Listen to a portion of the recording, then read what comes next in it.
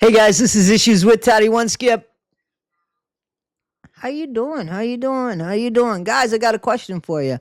I got a question for you. Guys, I forgot the question. Here it is, guys, seriously. Guys, when did the story switch about Dee Dee? When did Dee Dee become the horrible person that needed to be unalived? When did Christie's, because Christy is the one with the narrative, in my opinion. Gypsy's narrative has always been that her mom was overprotective of her, right? And that she loved her mom and that she was a good mom. Even Nick said that he had felt incredibly guilty about what happened with Dee Dee, the unaliving, because he found out later what a good mom she was. That was Gypsy telling him, memories of stuff. Gypsy, there isn't one picture of Gypsy being miserably ABUSED'd. There's not even a picture of her not smiling. Okay? Now it comes out that Gypsy was the one that spoke to the doctors. When Gypsy said, my mom held my hand and squeezed it and I wasn't allowed, there are plenty of times in the medical records where Gypsy's the only one in there and the one that is actually speaking and the one with the behavioral problems that's spitting up on food and such like that. People keep saying the feeding tube, the failure to thrive, okay? There's medical records saying that Gypsy and the doctor, a female doctor, I believe, said that it was Gypsy that she thought was misbehaving and spitting her food up. It doesn't matter. If the kid's not getting food in her, there's a failure to thrive there. Nobody just stuck a friggin' feeding tube in Gypsy Rose. She needed that. Their microdeletion is now out. Everybody knows it. Gypsy's admitted it. Rod admitted it. Everybody knows it's there. Now it's come out, as we've heard, that Gypsy said to her mom that she couldn't walk. And she kept the fact that she could walk and got that sensation of the feeling in her legs back after Gypsy went for a legitimate medical procedure, only to find out from a doctor, if we're to believe what she told Nick, and she told Nick that the doctor had told her that she had encountered some sort of seizure during this procedure, this medical procedure, and she lost feelings in her legs and was not able to walk. But shortly, it appears, or at some point, definitely she got the feeling back. And she says she kept it from her mom because she didn't want her mom to stop loving her. Again, if that's true, if we're to believe that, I don't believe that there were years and years and years that Dee Dee didn't think Gypsy could walk. What was all the stuff on the windows that you couldn't see inside? Gypsy's lazy. A lot of times it's much easier to get up and walk than get in the wheelchair and push yourself around and having to reach for stuff that you can't. Gypsy's lazy. This didn't happen overnight. So I kind of think that at some point her mom knew she could walk, but Gypsy said, don't tell anybody. And I think that after a period of time, that Dee Dee was the one being ABUSED'd by Gypsy. And I think that what happened here was that Gypsy got herself in trouble with everything that happened here, and people started giving her the idea of the alibi for the MURDER.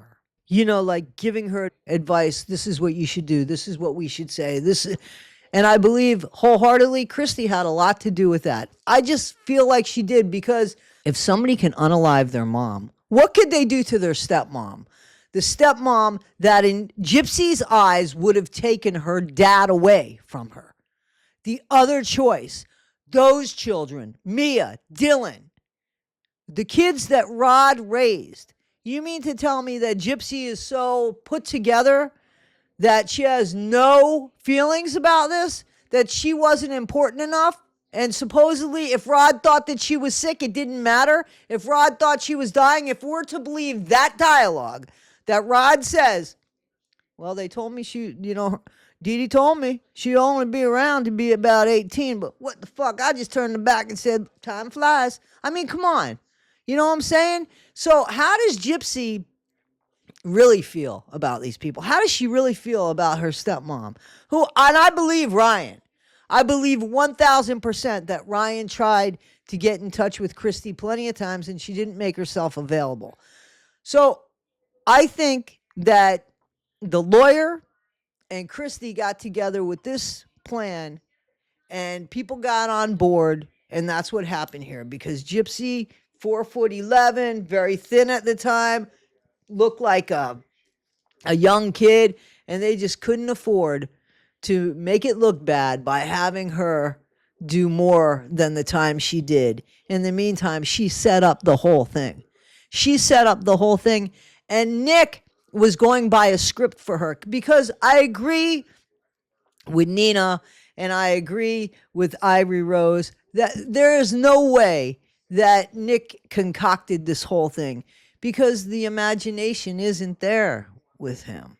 And when he talks, he's very simple. He is very to the point, matter of fact. Just like Nina said, that 1,000% true. So when this happened for Nick, he's doing life. Gypsy doesn't care. She's out living her best life. But the truth is, there is an Murder running around the streets. She has a baby, supposedly. Right? She has a baby, supposedly. And she's got a stepmom who was never around, yet her mom was around. Her stepmom doesn't feel the least bit threatened by that. Ken doesn't feel the least bit threatened by, oh shit, if I look at somebody else and not at her, or if I ever try to leave her, or maybe to keep me, she'll make our kids sick or something. Maybe. I mean, none of this has ever crossed anybody's mind here. These should be huge fears. Because if you think that Gypsy learned how to cope better, where was that skill learned? Because it took her a long time to get her GED, right? About 5 years to get her GED. She said she got no therapy. She's going to couples therapy. Where is this helping? And if she was talked into this story by her stepmom and the lawyer, if they gave her this alibi, where did the guilt go for unaliving her mom? Where is that festering? Where is that going to manifest? It just doesn't, there's got to be some sense to this. I feel Gypsy unalived her mom because she's a spoiled, rotten brat that wanted to get out of there. I think that Dee Dee was ill, and I think that, she was going to have to wait on her mom. And it's not made. She's not made like that. Have you seen her with the baby pushing the head? I know that Nina said something about it. I'm not following Nina. That's just common sense. When you push a baby's head and the head bounces back, you push that baby's head too far. You don't see that? That baby is yet to look at this being's eyes, Gypsy's eyes, for comfort. That's what they do. They find comfort. You could take them anywhere. They're always going to kind of find the eyes of their mom or somebody that they trust, right? She's calling her child like you would call a dog. Milo, I'm waiting for Milo to come running. I'm serious.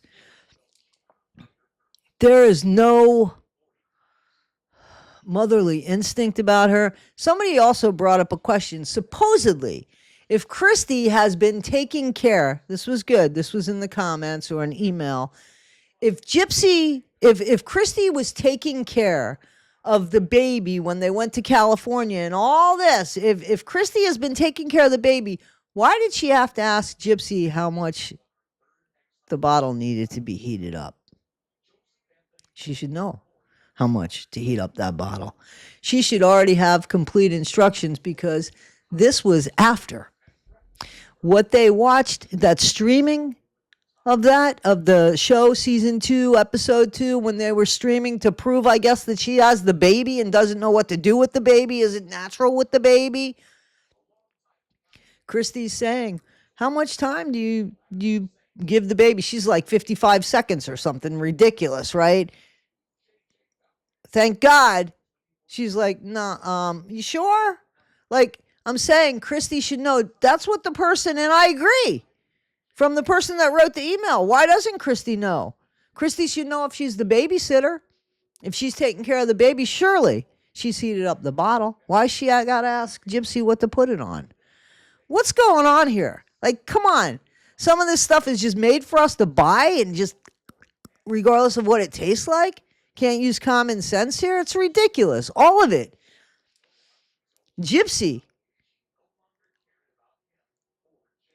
Seriously. Guys, this is Issues with Toddy One Skip. Be better today than you were yesterday. Not half as good as you'll be tomorrow. Always be kind. I'm going to do a live with case study on Sunday. All right, guys. Be well. Thanks.